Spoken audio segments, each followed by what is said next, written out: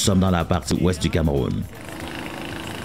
C'est dans ce quartier un peu retiré du centre urbain que Paul Tezanou a créé en 1975 l'un des tout premiers centres d'encadrement et de formation des aveugles du Cameroun.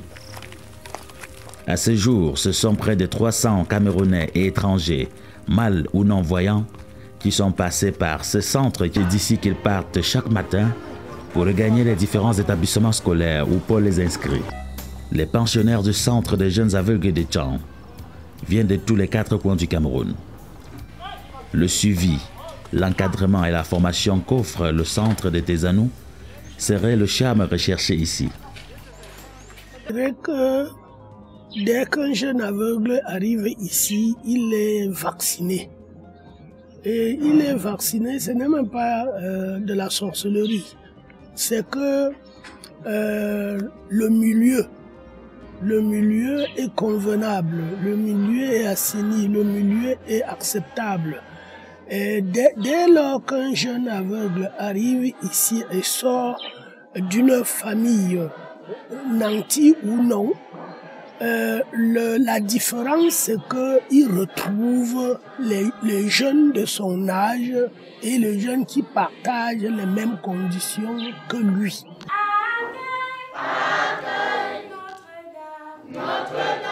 Ce sont des jeunes gays, fiers, qui ont développé et intégré les principes de politesse et du vivre ensemble. Les moments de visite que leur font régulièrement les personnes de bonne volonté, les amis de Paul, sont très souvent des instants de fête.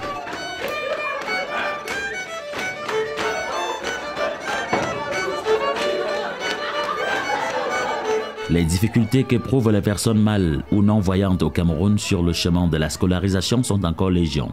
Seuls les intéressés semblent savoir ce qu'il faut pour leur épanouissement.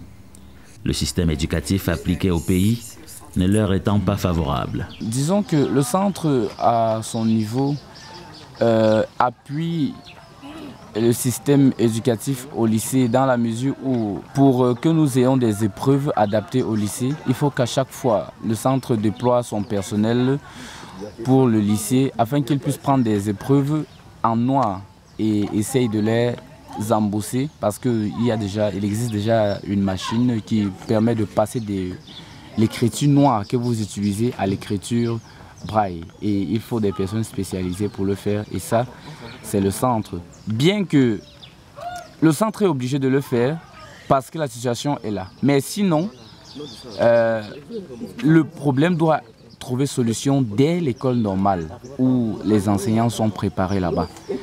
Voilà, parce que vous arrivez dans un lycée comme le lycée classique, vous trouvez quelqu'un qui est affecté à Tchang, qui est peut-être à 10 ans d'enseignement, il n'a jamais vu même parfois un non-voyant. Et il est obligé, n'est-ce pas, de faire avec. Et s'il faut dire faire avec, en ce moment, qu'est-ce qu'il faut faire? Il faut trouver juste des adaptations. Il n'a pas une formation spécialisée. La chaîne est beaucoup plus compliquée et elle serait davantage n'eût été la compréhension et la prise de conscience de certaines personnes voyantes. Le cas patent et a encouragé est celui de Nadège, l'épouse de Paul Tezanou.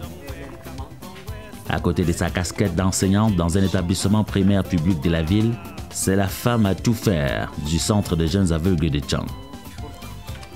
Sans son apport constant et citoyen, ce serait pratiquement impossible pour ces jeunes aveugles de composer dans les écoles de Tchang.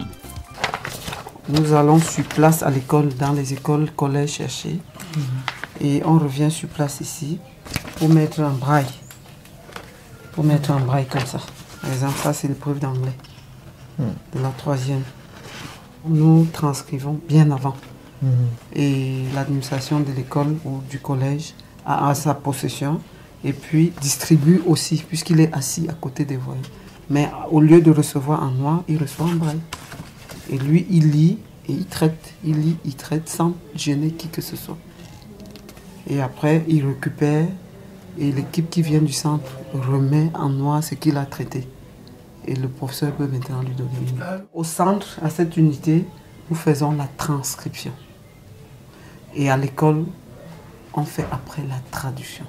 C'est 2 termes différents. Être aveugle en Afrique signifie-t-il forcément être condamné à la mendicité?